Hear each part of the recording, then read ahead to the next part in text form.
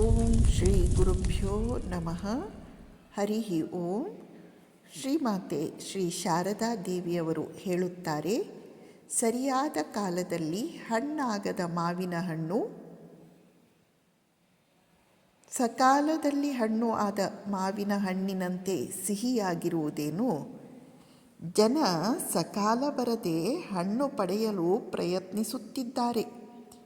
ಈ ಮಾತು ಸಾಧನೆಯ ವಿಷಯದಲ್ಲಿಯೂ ಸತ್ಯ. ಈ ಜನ್ಮದಲ್ಲಿ ಬಹುಶಃ ನೀನೊಂದಿಷ್ಟು ಜಪ ಧ್ಯಾನ ಮಾಡುತ್ತೀಯ. ಮುಂದಿನ ಜನ್ಮದಲ್ಲಿ ನಿನ್ನ ಸಾಧನೆ ಇನ್ನಷ್ಟು ತೀವ್ರವಾಗಬಹುದು.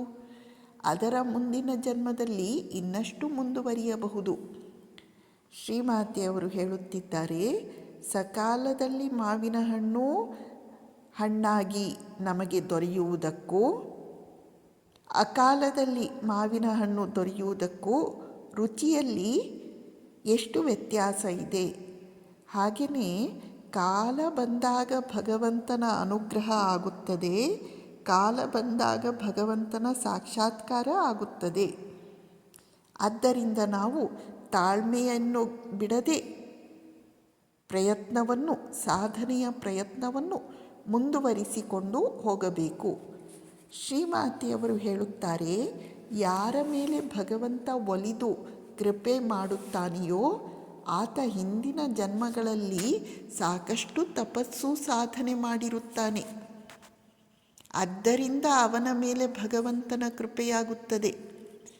ಭಗವಂತನ ಕೃಪೆ ಒಬ್ಬ ವ್ಯಕ್ತಿಯ ಮೇಲೆ ಆಗಿದೆ ಅಂದರೆ ಅದು ಅವನ ಒಂದು ಜನ್ಮದ ಪ್ರಾಪ್ತಿ ಅಲ್ಲ. ಹಲವು ಹಿಂದಿನ ಜನ್ಮಗಳಲ್ಲಿ ಅವನು ತಪಸ್ಸು ಸಾಧನೆ ಮಾಡಿದ್ದಾನೆ. ಆದ್ದರಿಂದ ಅವನ ಮೇಲೆ ಈಗ ಭಗವಂತನ ಕೃಪೆ ಆಗಿದೆ. ಶ್ರೀಮಾತೆಯವರಿಗೆ ಒಬ್ಬ ಶಿಷ್ಯ ಪ್ರಶ್ನಿಸುತ್ತಾನೆ, ಅಮ್ಮ, ನಾನು ಎಷ್ಟೊಂದು ಜಪ ಧ್ಯಾನ ಎಲ್ಲವನ್ನೂ ಮಾಡಿದ್ದೇನೆ, ಆದರೂ ಏನನ್ನೂ ನಾನು ಸಾಧಿಸಲಿಲ್ಲವಲ್ಲ. ಶ್ರೀಮಾತೆಯವರು ಉತ್ತರಿಸುತ್ತಾರೆ, ಬೆಲೆ ಕೊಟ್ಟು ಕೊಂಡುಕೊಳ್ಳುವುದಕ್ಕೆ ದೇವರೇನು ಸಂತೆಯಲ್ಲಿ ಸಿಗುವ ಮೀನು ತರಕಾರಿಯೇ? ಹಾಗೆಂದರೇನು? ನಾವು ಸಾಧನೆ ಮಾಡುತ್ತಾ ಹೋಗಬೇಕು.